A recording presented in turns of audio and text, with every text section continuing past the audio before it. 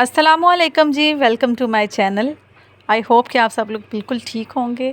यहाँ भी सब ठीक ठाक मज़े में हैं। तो शुरू कर रही हूँ मैं आज का व्लॉग इवनिंग के टाइम से। तो चलें अपना व्लॉग शुरू करते हैं।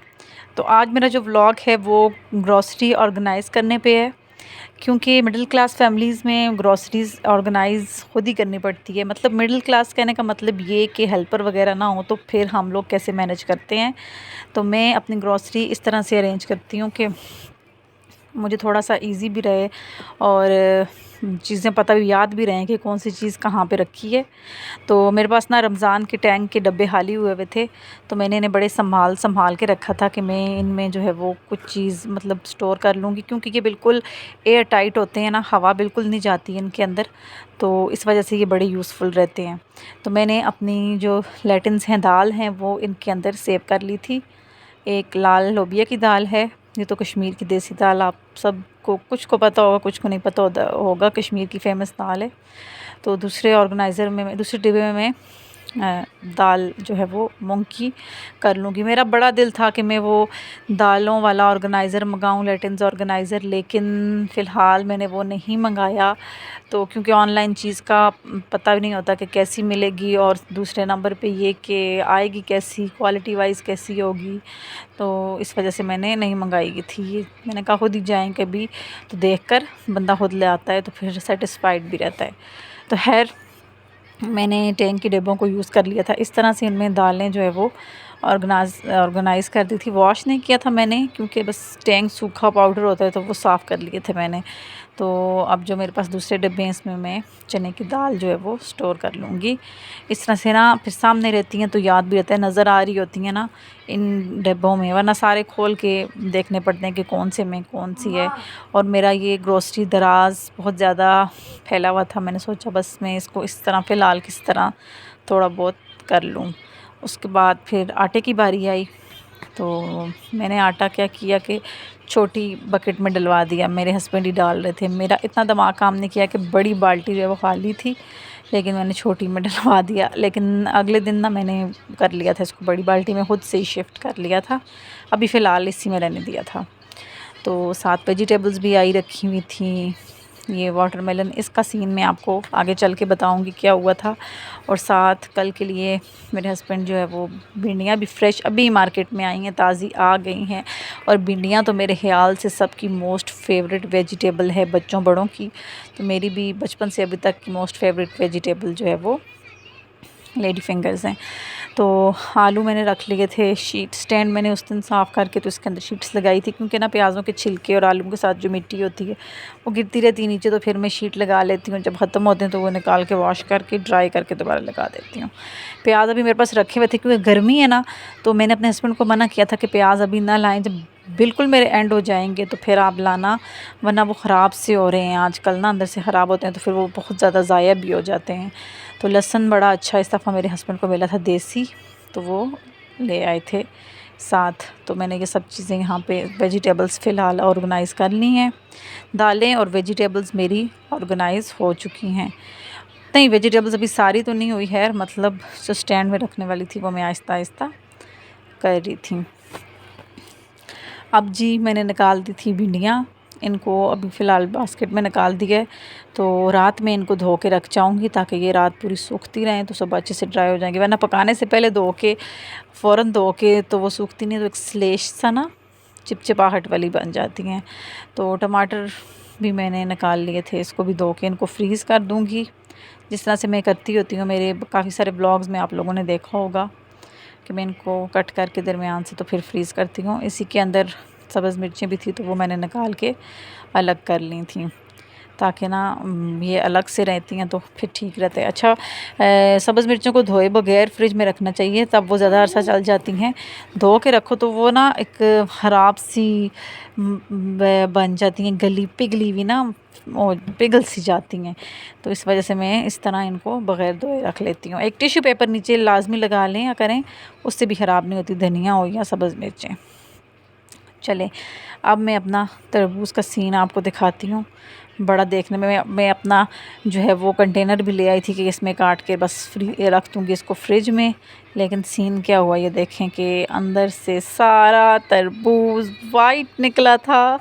तो मैंने अपने हस्बैंड को जाकर बताया, मैंने कहा आप तो कटवा के लाते होते हैं, आज तो वो सारा वाइट है। उन्होंने कहा कि मैं उसने सब्ज़ी वाले ने कहा था कि इसको एक्सचेंज कर लेना अगर वाइट निकला, लेकिन फिर हमने किया नहीं था क्योंकि हमने रात को खाया तो वो वाइट था लेकिन बहुत मीठा था। इस वजह से हमने कहा मीठा होना चाहिए, वाइट की तो है। तो फिर हमने उसको रिप्लेस नहीं किया और वही खा लिया था। अब मैं अपने धोने आ गई हूँ टमाटर।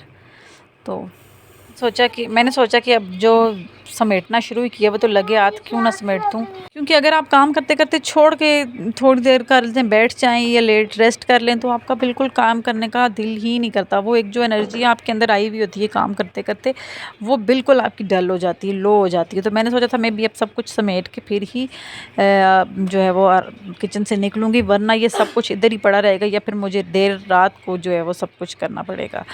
तो मैंने जल्दी जल्दी से टमाटर का इस तरह से मैंने ये बकेट रखी हुई है किचन के लिए, सिर्फ वेजिटेबल्स वॉश करने के लिए। तो इससे मैं मैं जो भी वेजिटेबल्स होती हैं इसमें वॉश कर लेती हूँ। तो मैं टमाटर सारे इसके अंदर डाल के इनको अच्छी तरह से मल रही थी, क्योंकि ना इस तरह बल्ब में लाते हैं, स्टॉक किए हुए होते हैं, तो वो फिर इनके अंदर बहुत मिट्टी होती है, तो वो फिर वॉश करने लाजमी होते हैं। तो वॉश करके फ्रीज़ कर लो तो खैर वो ख़राब भी नहीं होते क्योंकि फ्रीज़ हो जाते हैं। तो मैं इस तरह से ना ऊपर वाला मोटा छिलका उतार लेती हूँ, जो ऊपर डंडी वाला हिस्सा होता है वो ना गलता नहीं हांडी में भी, और दरमियान से दो करके इनको फ्रीज़ कर लेती हूँ। इस तरह से ये होता है कि बस हांडी में निकालो और 3 या 4 जितने भी आपको पीस चाहिए हो डाल लो, और ऊपर से छिलका भी आसानी से रिमूव हो जाता है और गल भी बड़े अच्छे से जाते हैं। तो बस यहाँ पे मेरा ये वाला काम भी ख़त्म हो गया था। टमाटर भी मेरे फ्रीज़ हो गए थे और कुछ मैंने इस तरह रख दिए थे जो थोड़े वाइट थे। ये मेरे पास अगले रखे हुए थे तो वो मैंने इस तरह रख लिए थे, क्योंकि सैलड में जो हैं वो मेरे बच्चों को भी अच्छे लगते हैं, और साथ में पास्ता, नूडल्स, मैकरोनी वगैरह बनानी पड़ जाए तो उसमें इस फ्रीज़ हुए बगैर वाले टमाटर ना अच्छे लगते हैं। तो मैंने इनको थोड़े से जो है वो बचा लिया था नीचे वाले फ्रिज में फ्री रखने के लिए। तो बस यहाँ पे मेरा ये काम भी डन हो गया। उसके बाद बस साथ साथ बच्चों को भी देखना होता है, साथ साथ फिर आटा भी अभी आया था, क्योंकि मैंने सोचा मैं इसको भी भिगो के रख लूँ, रात सोने से पहले मैं इसको ना तेल लगा के तो मुक्की लगा के छोड़ दूँगी। मैं आटा इस तरह भिगो के थोड़ी देर पहले रख देती हूँ, तो तकरीबन आधे घंटे घंटे बाद 1.5 घंटे बाद जब भी मुझे टाइम मिलता है तो मैं इसको गूंद लेती हूँ और तेल लगा देती हूँ, तो फिर ये ना बड़ा अच्छा नरम सा आटा गूंद जाता है। इस तरह से मुझे कन्वीनियंट भी बहुत रहता है। पहले ना मुझे आटा गूंदना इतना मुश्किल काम लगता था, इतना सुस्ती वाला काम लगता था। जब से मैंने इस तरह से गूंदने लगी ना, भिगो के रख देती हूँ, तो थोड़ी देर बाद, घंटे 1.5 घंटे बाद जब मुझे फुर्सत लगे मत लगे तो मैं इसको गूंद देती हूँ। तो इतनी आसानी से थोड़ा सा ही गूंदना पड़ता है और आपका डो बिल्कुल नरम हो जाता है। तो ये एक बड़ी अच्छी टिप है आप लोगों के लिए, हाउसवाइफ्स के लिए, जो बिज़ी भी होती हैं, जिनके बिल्कुल छोटे बच्चे हैं या जो जॉब कर रही होती हैं। उन्हें ज़ाहिर आटा तो फिर हर घर में गूंदा ही जाता है, और ख़ुद ही बेशक हेल्पर हों या जो भी हों, आटा ये काम आपको ख़ुद ही करने पड़ते हैं। तो आप इस तरह से करें, देखना आपको कितना कन्वीनियंट रहेगा। तो बस अब ये थोड़ी देर रात का क्लिप है, तो मैंने भिंडियाँ भी वॉश करके रख दी थी। मैंने कहा सुबह तक ये अच्छे से ड्राई हो जाएंगी तो फिर मैं इनके बना लूँगी का सुबह दिन को। तो वो होता है ना, अगर हम एक दिन पहले ही करके थोड़ा सा छोड़ें तो हमें अगले दिन फिर इजी होता है, कुकिंग करना इजी हो जाता है, और वो एक आपको जो और कामों में आपकी उलझी हुई होती है ज़िंदगी, चलो थोड़ा सा ही सही, थोड़ी सी रिलैक्सेशन आपको ना लाजमी फ़ील होती है। आप इस तरह से करके देखिएगा, देखना आपको कितना अच्छा फ़ील होगा। और आप ग्रॉसरी भी अपनी ऑर्गेनाइज़ करके रखते हैं, एक ही दफ़ा टाइम लगेगा लेकिन फिर आपको तकरीबन 15 दिन 20 दिन के लिए सहूलत हो जाएगी। वरना होता है ना, अक्सर हम इस तरह आते हैं शॉप पर तो इस तरह रख देते हैं, फिर ढूंढ ढूंढ के निकालते रहते हैं कौन सी चीज़ किधर है, तो वो उस झंझट से आप बच जाएंगे। ज़ाहिर बात है, ऑर्गेनाइज तो ग्रॉसरी हर जगह हर घर में होती है, कभी कभार ऐसा होता है कि हम लोग जो है वो बास्केट वगैरह में जो है वो सारी ना एक झिल्ली सी जम जाती है जब बर्तन रखते हैं हम जिस चीज़ में, तो कुछ दिन उसकी सफाई ना करें। तो मैंने इसको आज हल्का दिया था बहुत ज़्यादा। उसके बाद ना ये जो हमारी सिंक के पास एक बास्केट लाजमी होती है बर्तनों वाली, आई थिंक सबके घरों में होती होगी। जब उसे काफ़ी दिनों तक वॉश ना करें तो बर्तनों के पानी गिर गए या उस जगह पे नीचे ना एक जिल्ली सी जेली नवा जम जाती है। तो मैंने आज सोचा ये काई सी, इसको तो लगे हाथ पहले मैं क्लीन कर लूँ, क्योंकि कुछ दिन से मैं अम्मी के गई थी तो फिर तो करना लाजमी था। उसके बाद अब आ गई थी मेरी दूसरी ग्रॉसरी जो है वो ऑर्गेनाइज़ करने की, कुछ किचन की, वॉशरूम की, बच्चों के लंच बॉक्स से रिलेटेड, ब्रेकफास्ट से रिलेटेड। तो ये सारी चीज़ें भी मैंने सोचा अब लग गया हाथ में इनको ऑर्गेनाइज़ कर ही दूँ। अगर ये रखी नहीं तो इस तरह रखी रहेंगी और फिर मुझे भी टाइम नहीं मिलेगा, क्योंकि छोटे बच्चों वाला घर है, कुछ ना कुछ काम निकलता ही रहता है। तो मैंने अब इनको भी अच्छे से ऑर्गेनाइज़ करके मैं रख दूँगी।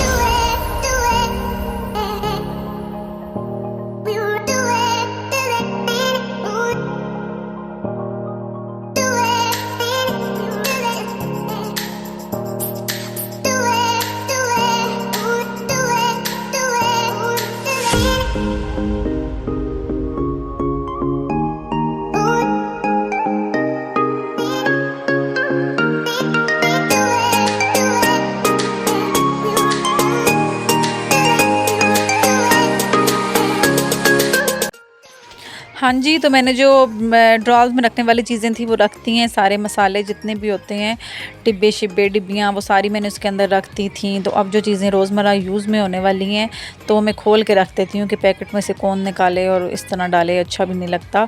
तो शक्कर, अनारदाना और ये जो इसबगोल है तो ये मैं खोल के डिब्बियों में डाल के तो इनको सामने ही रख दूँगी जहाँ से रोज़, क्योंकि ये रोज़ यूज़ होने वाली चीज़ें होती हैं। तो ये जहाँ से मैं इजीली हाथ पहुँच जाए तो ऐसी जगह पे रखती हूँ जो आसानी से मिल जाए, वरना इतने ऊंचे दराजों में इधर उधर रखने से फिर वो ना इतने ज़्यादा हड़बड़ाहट भी होती है बच्चों के साथ कि याद ही नहीं रहती हैं चीज़ें। तो उसके बाद मेरे ये जार्स भी फिल कर लूँगी, नमक, हल्दी, मिर्ची वगैरह ये सब डाल के तो मैं इनको छोड़ दूँगी, क्योंकि फिर ना काफ़ी दिन तक ये रहते हैं इसमें और बहुत ज़्यादा कन्वीनियंट रहता है।